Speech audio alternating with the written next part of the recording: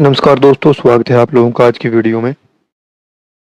आज हम लोग हमारी जो पॉलिटी की सीरीज़ चल रही है उसको आगे कंटिन्यू करेंगे। पॉलिटी की सीरीज़ में आज हम लोग पंचायती राज इंस्टीट्यूशंस जो हैं, जो पीआरआई हैं, उनके बारे में डिस्कस करेंगे। ठीक है? तो पीआरआईज़ हैं क्या? पीआरआईज़ होते हैं पंचायती राज इंस्टीट्यूशंस। इसके अंदर आती हैं local self government at the city level and at the village level, दोनों लेवल्स पे। जैसे विलेज में पंचायत होती हैं, ऐसे ही सिटीज में क्या होती है, म्युनिसिपैलिटीज होती हैं। ठीक है? गांधी जी थे हमारे एक बहुत बड़े फ्रीडम फाइटर। उनका ये मानना था कि ट्रू डेमोक्रेसी क्या है कि लोकल लेवल पे, विलेज लेवल पे सेल्फ गवर्नमेंट को प्रमोट करना। तो उसी का एक एग्जाम्पल है पंचायत, म्युनिसिपैलिटीज। ठीक है?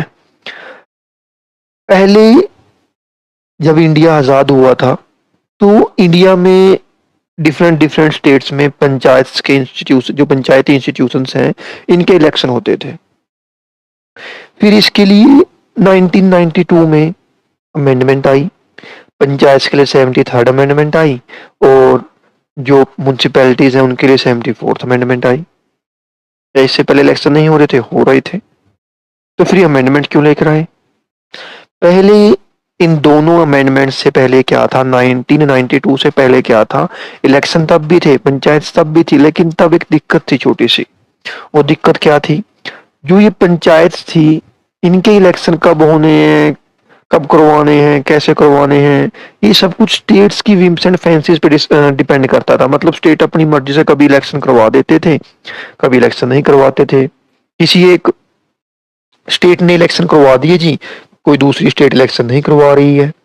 कोई पंचायती राज जो इंस्टीट्यूशंस है, जस्ट ए सेकंड, वो 5 साल से पहले डिसॉल्व हो रहा है, उसके बाद उसके इलेक्शन ही नहीं हो रहे हैं। कोई पंचायत किसी स्टेट में कई कई सालों तक बन ही नहीं रही है। मतलब स्टेट्स के ऊपर ही सब कुछ डिपेंड कर रहा था कि इलेक्शन करवाने हैं नहीं करवाने।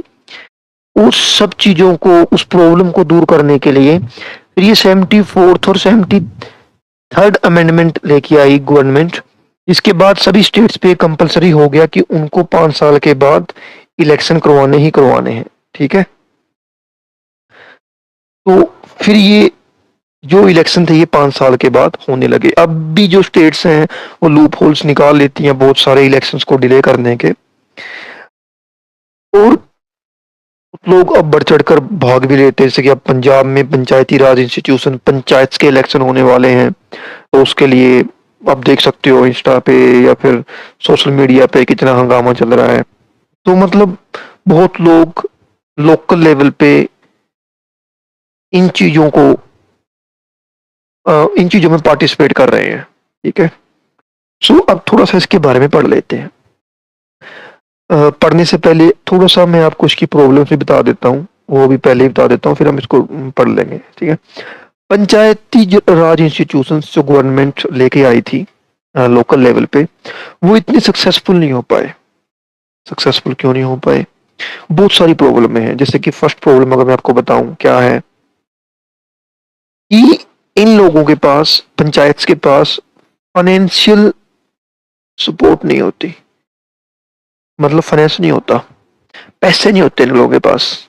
अब पैसे के बिना तो कोई काम ही नहीं कर पाएंगे ना ये लोग। तो बिना मनी के काम बहुत कम होता है।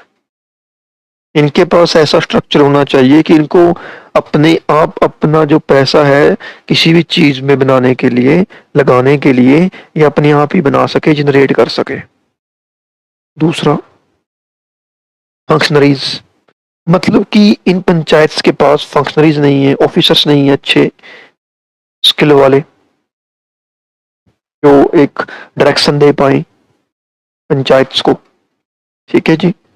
तीसरा, इनको लोकल छोटे छोटे से काम दिए गए, इनको कोई अच्छा सा काम नहीं दिया गया इसमें कि इनको फाइनेंस भी मिल सके और ये अच्छी डेवलपमेंट कर पाए प्लेस की। चौथा पॉइंट, करप्शन होता है। करप्शन, आपको पता है, जो सरपंच होता है किसी भी एक प्लेस में, वो सारे पैसे, सारे तो नहीं कहेंगे, बहुत सारे पैसे वो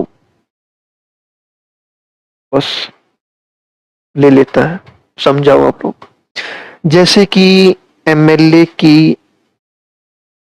उसके लिए पैसे चलते हैं, खर्चा करना पड़ता है एमएलए को, एमपी की वोट्स के लिए।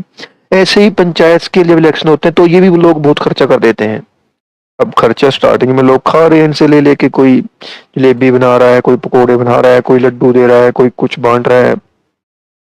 इसमें वो सब कुछ भी हो गया, अल्कोहल वगैरह भी। अब लोग खुशी खुशी में पहले तो ले रहे हैं सबसे, लेकिन अब जब वो कैंडिडेट बन जाएगा तो वो कहाँ से पूरे करेगा? आप लोगों के पैसे से। पैसे तो हम लोगों के ही है ना। पंचायत के पास जो भी पैसे आएंगे, थोड़े बहुत जो फाइनेंस आएगा, जो पैसे आएंगे, जो रेवेन्यू आएगा, वो पैसा किसका है? गांव का है ना। वो सरपंच का या पंचायत का थोड़ी ना है, वो गांव का है। अब वो पहले तो हमने उन लोगों से लेकर खा लिया, अब वो पैसे उन्हीं में से ही इकट्ठे करेंगे ना, सारे के सारे जो उसने लगाए थे इलेक्शन के टाइम पे। तो करप्शन, रैंपट करप्शन है यहाँ पर पंचायत में। उसके नेक्स्ट पॉइंट है पावर्स। इनके पास इतनी पावर ही नहीं है कि अपने काम जल्दी से जल्दी करवा पाए। बहुत सारी अटकनें लगती रहती हैं कामों में। नेक्स्ट पॉइंट, विलेज में भी पार्टीबाजी चलती है, जिसके कारण कोई दूसरी जो पार्टी का है उसने आरटीए लगा दी कि हाँ जी ये पैसे बताओ ये कहाँ लगाए हैं। कोई काम रुक जाता है, किसी काम पे स्टे लग जाती है, ये दिखते हैं काम की। उसके अलावा इन सब प्रॉब्लम की जो मेजर प्रॉब्लम थी ये, उसके अलावा एक प्रॉब्लम और भी है कि कोई भी एक विलेज में वैसे तो पंचायती राज इंस्टीट्यूशन में क्या है कि 33% जो सीट्स हैं वो वुमेन के लिए रिजर्व्ड है। अब दिक्कत क्या है, मान लो कि कोई एक सीट रिजर्व्ड है सरपंच की वुमेन के लिए, वुमेन वहां पर सरपंच बन भी गई, लेकिन उसका काम कौन कर रहा है? पूरे का पूरा उसका हस्बैंड। वुमेन सरपंच है लेकिन काम कर रहा है जो उसका हस्बैंड है वो। तो जो वुमेन एम्पावरमेंट रियलिटी में आनी चाहिए थी ग्रास रूट लेवल पे, वो तो आई ही नहीं, बिल्कुल भी नहीं आई वो तो। बहुत सारे लोग फर्जी डिग्रियां लगाकर, कई कई स्टेट्स में क्या है कि वहां पर क्वालिफिकेशन को डिफाइन किया गया, जैसे कि इंडिया के अंदर जो हरियाणा स्टेट है हमारी, उसमें डिफाइन किया गया है कि एक पार्टिकुलर क्वालिफिकेशन होनी चाहिए आपके पास, तब जाकर आप इलेक्शन लड़ पाओगे। अब बहुत सारे लोग जाली डिग्रियां लगा रहे हैं वहां पर, जाली सर्टिफिकेट लगा रहे हैं वहां पर, और फिर भी सरपंच बने हुए हैं। अब आप लोग कहोगे ये प्रॉब्लम कैसे हुई? सरपंच वो बन गए, जाली लगा दी, दूसरी पार्टी ने आरटी लगा दी। आरटी लगा दी, जिस पर्सन ने वो जाली डिग्री लगाई थी उस पर आरटी लगी हुई है जी, उस काम जो कर रहा था वो सारे स्टे में आ गए हैं। जो विलेज की डेवलपमेंट है वो रुकी पड़ी है।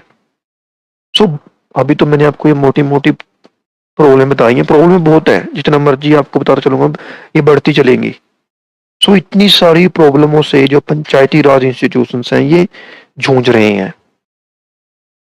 ठीक है, तो आपको ये बहुत ही ज्यादा एक ब्रॉड लेवल में मैंने एक्सप्लेन किया कैसे क्या सब कुछ। अब थोड़ा सा पढ़ लेते हैं इसको। ठीक है, so panchayat local self government है ग्रास रूट लेवल पे, grass root level, village level. ठीक है, इनको कॉन्स्टिट्यूट किया गया है 73rd 74th, मैंने बता ही दिया आपको। इसके पहले देखते हैं स्टार्टिंग में क्या था।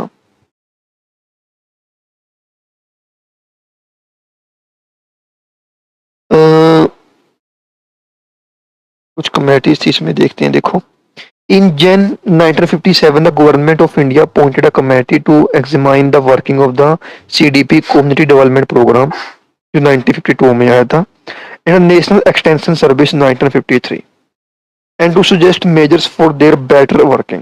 The chairman of this committee was Balwant Palji Mehta.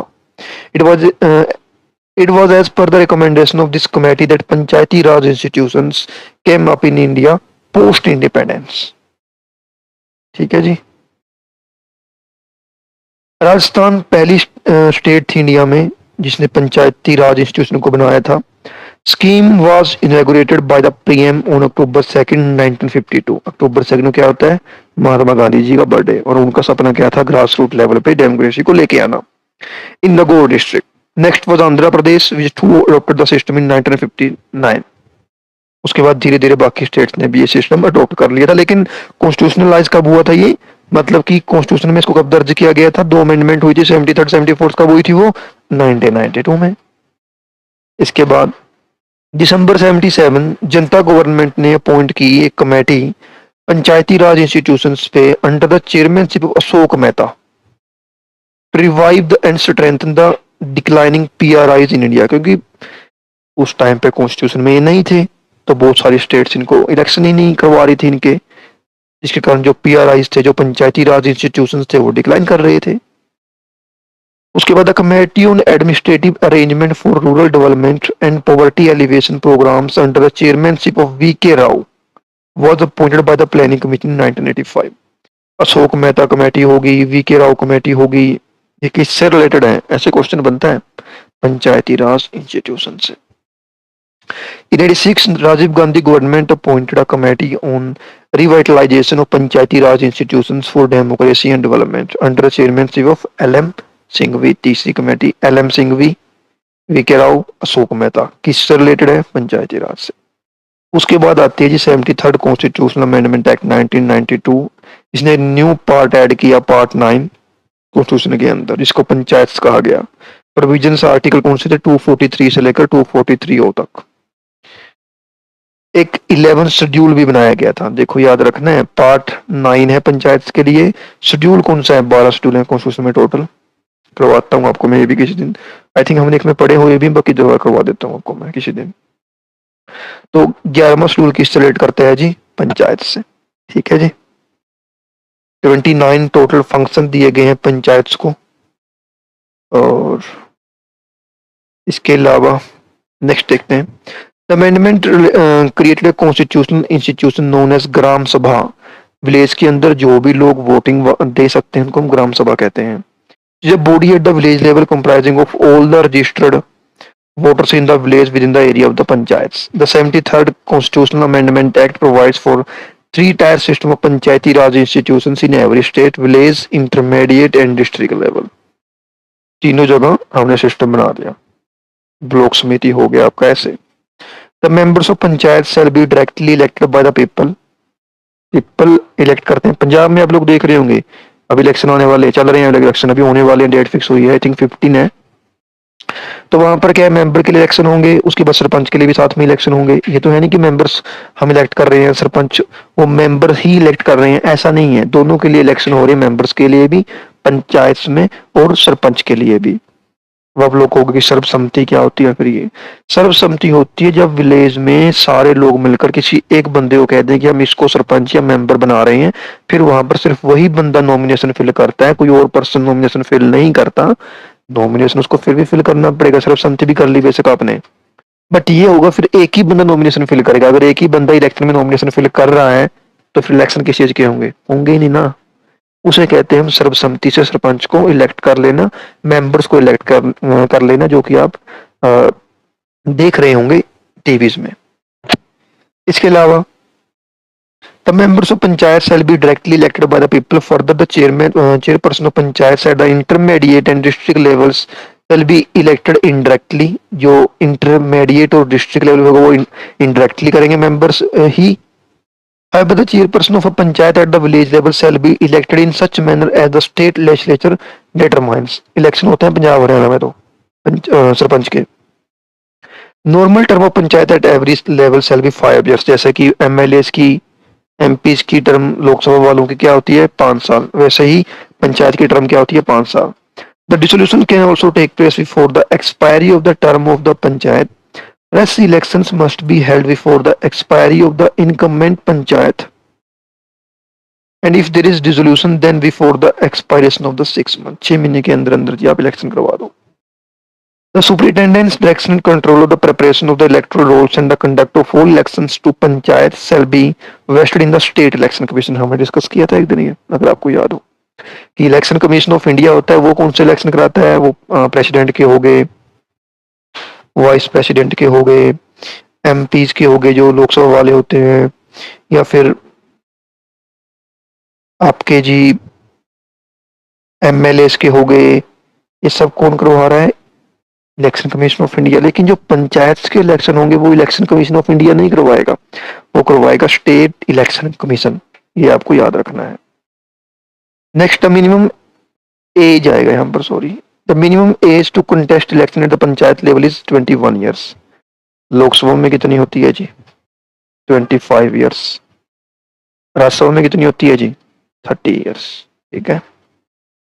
Some states where this act does not apply in totality, Jammu Kashmir में टोटलिटी में अप्लाई नहीं हो रहा। ये वहां पर टोटलिटी में अप्लाई नहीं होता जहां पर शेड्यूल्ड ट्राइबल एरियाज हैं, ठीक है, जैसे कि जम्मू कश्मीर, मिजोरम, मेघालय, नागालैंड, कुछ other scheduled tribal areas. The act came into effect on 24th April 1993 and added a new part 9th and 9th A and new schedules 11 and 12 to the Constitution of India। 9 panchayat से है, 9th A आपका है municipalities से, ऐसे 11वां जो schedule है वो पंचायत का है, जो 12वां शेड्यूल है वो म्यूनसिपैलिटीज का है। Municipality, the term urban local government in India signifies the governance of the an urban area by the people through their elected representatives. The jurisdiction of an urban local government is limited to a specific urban area which is demarcated for this purpose by the state government. The system of urban government was constitutionalized through the 74th Constitutional Amendment Act of 1992, Part 9A, Schedule 12th, वो आपको बता दिया मैंने। 8 तरह की जो है urban local government India में बताई गई हैं। उसके बाद इन 1687-88 the first municipal corporation India was set up at Madras, सबसे पहले हुई थी जी यहाँ पर, ठीक है, जब अंग्रेज थे। इन 1726 the municipal corporations were set up in Bombay and Calcutta. ये 3 शहर थे जो मेन थे अंग्रेजों के इंडिया में, करेंगे हम लोग हिस्ट्री में। Lord Ripon is regarded as the father of local self government in India. किसको कहते हैं फादर इंडिया में लोकल सेल्फ गवर्नमेंट का? लॉर्ड रिपन को। His resolution of 1882 is considered as the Magna Carta of local self rule in this regard। एक important document कह सकते हो आप मैग्ना कार्टा को। The Part B was added by 97th Constitutional Amendment Act 2012 and provides constitutional status to the cooperative societies। ये अलग से ये cooperative societies के बारे में है। So ये था हमारा एक टॉपिक पंचायत म्यूनसिपैलिटीज के बारे में, ठीक है। बड़ा ही अच्छे तरीके से हम लोगों ने इसको समझा, प्रॉब्लम भी डिस्कस की हमने, क्या प्रॉब्लम ये फेस कर रहा है। बहुत जल्द मिलते हैं आपके साथ एक नई वीडियो में, तब तक के लिए आप लोगों का इतना कीमती टाइम देने के लिए बहुत बहुत धन्यवाद।